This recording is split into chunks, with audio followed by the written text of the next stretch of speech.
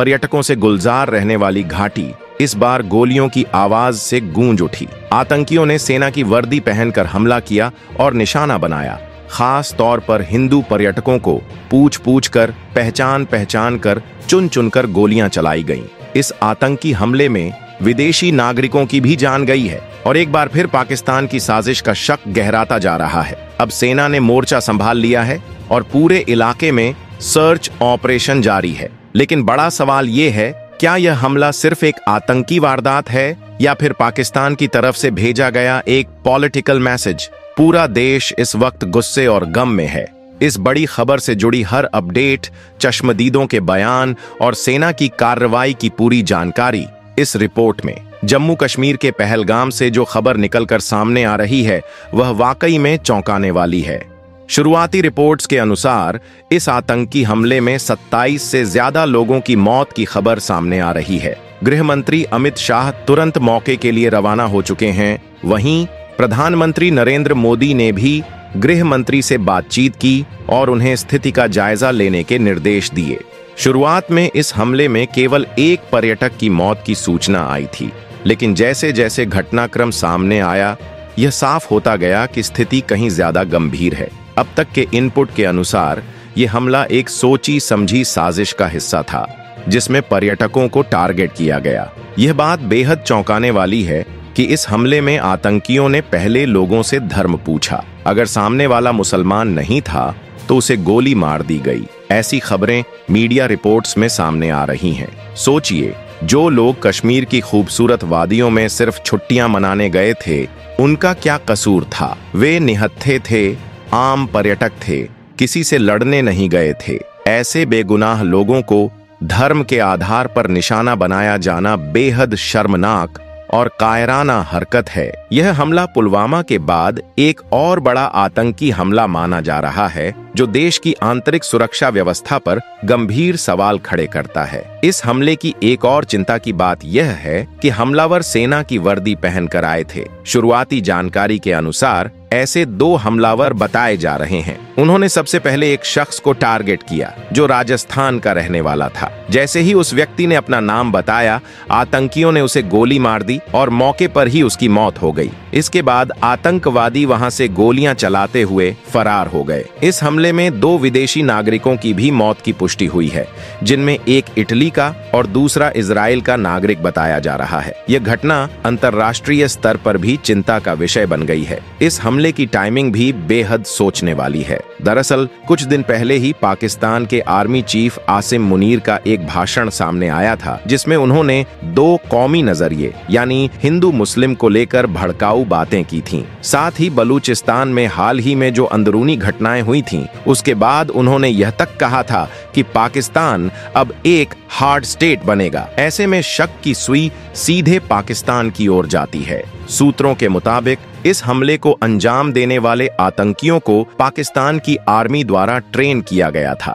यहाँ तक कि प्रत्यक्षदर्शियों ने बताया कि हमलावर आपस में पंजाबी भाषा में बात कर रहे थे। यह भी इस बात की ओर इशारा करता है कि हमलावर पाकिस्तान अधिकृत हिस्से से हो सकते हैं। इस हमले का पैटर्न भी काफी हद तक पहले हुए आतंकी हमलों जैसे पुलवामा और पठानकोट जैसा ही है। सेना की वर्दी पहनकर आना, अचानक हमला करना और फिर फरार हो जाना। फिलहाल किसी भी आतंकी संगठन ने इसकी जिम्मेदारी नहीं ली है, लेकिन जांच एजेंसियां पूरे मामले की गंभीरता से पड़ताल कर रही हैं। लेकिन सूत्रों के हवाले से लश्कर-ए-तैयबा का नाम सामने आ रहा है। बार बार यह कहा जा रहा है कि यही संगठन इस हमले के पीछे हो सकता है। इसी बीच एक महिला ने जिस तरह से पूरी घटना के बारे में बयान दिया है वो रोंगटे खड़े कर देने वाला है। वो महिला मेरा पति साइड में था, एक इंसान आया, उसने उसको गोली मार दी। यहाँ पे उसने बोला कि शायद मुस्लिम नहीं है, उसने उसको गोली मार दी। बगल के भेलपुरी स्टॉल पर गई थीं, जबकि उनके पति उनके पास ही मौजूद थे।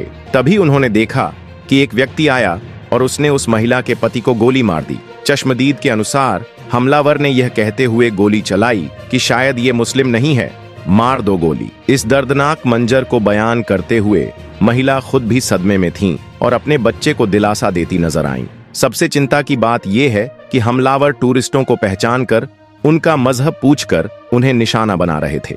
यह हमला न केवल आतंक की एक नई तस्वीर पेश करता है, बल्कि पूरे देश को झकझोर देने वाला है। स्थानीय रिपोर्टर के मुताबिक एक व्यक्ति की मौके पर ही मौत हो गई है। हालांकि इसकी आधिकारिक पुष्टि अभी बाकी है। घटना के बाद महिलाओं और बच्चों में दहशत का माहौल था। लोग बदहवास हालत में थे। किसी को समझ नहीं आ रहा था कि उनके साथ ये सब क्यों हुआ। जो लोग सिर्फ एक सुकून भरी छुट्टी के लिए पहलगाम आए थे, उन्हें ऐसी दर्दनाक स्थिति का सामना करना पड़ा। चारों तरफ चाय, मैगी और कॉफी के छोटे स्टॉल दिख रहे थे, लेकिन अब वहीं मातम पसरा हुआ है। खबरें यह भी हैं कि आतंकियों ने इस हमले से पहले इलाके की रेकी की थी, ताकि यह तय कर सकें कि कब और कहां हमला करना है। यानी यह हमला अचानक नहीं, बल्कि पूरी प्लानिंग के साथ किया गया था। पहलगाम की जिस घाटी में यह आतंकी हमला हुआ, वह एक लोकप्रिय पर्यटन स्थल है। वहां कई होटल मौजूद हैं और यह इलाका समतल है, जिसे वैली कहा जाता है। पर्यटक वहां घूमने, सुबह शाम एंजॉय करने और शांत वातावरण का आनंद लेने जाते हैं। लेकिन इसी शांति को निशाना बनाते हुए जब लोग खाना खा रहे थे, बच्चे टहल रहे थे, तब निहत्थे लोगों पर अंधाधुंध गोलियां बरसाई गईं। उमर अब्दुल्ला ने भी इस घटना पर प्रतिक्रिया दी है और अपनी एक मंत्री को मौके की स्थिति का जायजा लेने भेजा है। वहीं गृह मंत्री अमित शाह खुद वहां पहुंच चुके हैं और हालात पर नजर रख रहे हैं। जम्मू कश्मीर के उपराज्यपाल मनोज सिन्हा ने भी बयान जारी किया है। यह हमला पुलवामा के बाद का एक बड़ा आतंकी हमला माना जा रहा है। बीते 1.5 साल से जब पाकिस्तान की ओर से की गई तमाम आतंकी कोशिशें नाकाम हो गईं, तो अब इस तरह का हमला सामने आया है।